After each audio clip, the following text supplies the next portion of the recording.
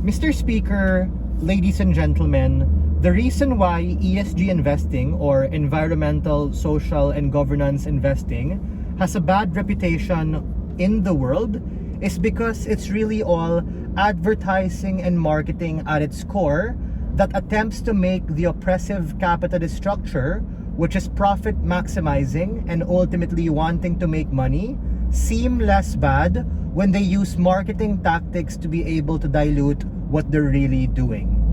ESG investing is at the core of impact investing, and in a vacuum, wanting to be able to help the poor, caring about the environment, and wanting to eradicate corruption, sure, is good, but the point in which it becomes muddled with an oppressive system is exactly the point in which it becomes perverse and creates ultimately an illusion.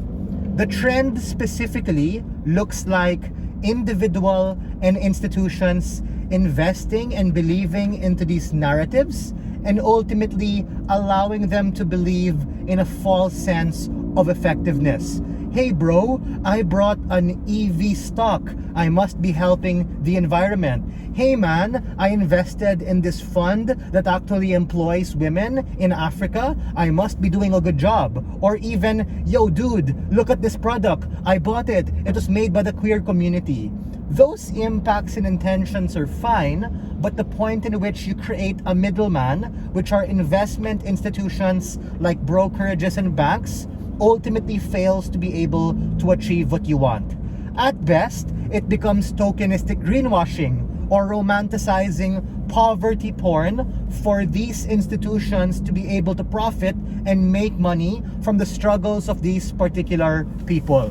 A few things on our side of the house.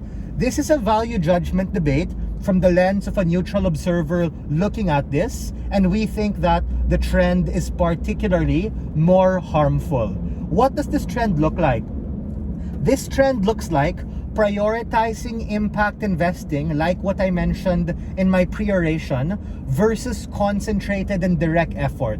Things like direct efforts to be able to alleviate poverty, direct efforts to invest specifically in the environment, and direct efforts to be able to forward social welfare programs.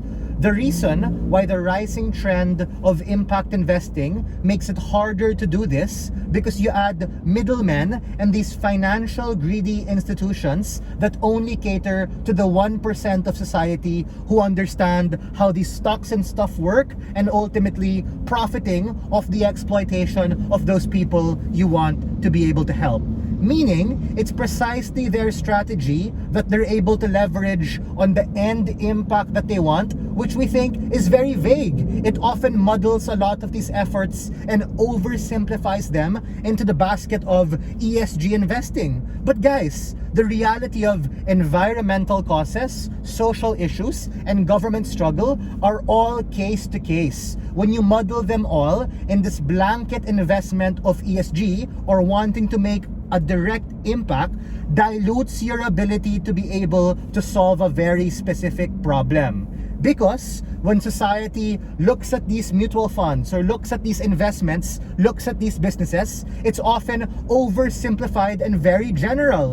Environmental problems exist in a spectrum. Social problems exist in a spectrum. Governmental problems exist in a spectrum. And the fact that just because I invest in a business or in an investment product that invests these things muddles your ability to truly be able to look at the root cause and the most people disproportionately affected by these things. The second thing I have to say is opposition might say, oh bro, it's important, it's good, because at least people are aware and the trend allows people to be more involved. That is exactly where oversimplification happens. Because just because I invest in a business or in a financial product, the rewards or investments that I give goes directly to that institution, goes directly to that government who's paying taxes for those kinds of things. That is to say, it's ultimately a problem-solution mismatch, because there is limited accountability in terms of really being able to know and determine, are we able to help those farmers on the ground? Are we able to help those women, those queer communities on the ground, just because we wash them in all of these vague kinds of things? That is to say, even if this is done well, and this is taking proposition or the other side at their best case, the reason why it does more harm than good is because they get a minority share of these investment structures. Meaning, when you invest in a company or you buy a stock or invest in a mutual fund that is targeted towards a good impact that you want, their priority is earning money from commissions, from royalties, from management fees. All those things get paid first when you're able to invest. Now let's take a look at these businesses, because at the best case, when you do impact investing, maybe you're investing in entrepreneurs, maybe you're investing in small businesses that help communities. The problem here, ladies and gentlemen, is that these businesses, if they want to forward a social impact, also have a lot of cost. They have to pay for manpower, they have to pay for utilities, they have to pay for all of their operating expenses. All those things come prior to the end outcome you want. And these people, even if they get helped at all, get pennies on the dollar, Mr. Speaker. They get a minority, while the 1% portfolio managers, private equity, venture capitalist guys on Wall Street or on Ayala Avenue are the ones who are making and profiting off the back of those people.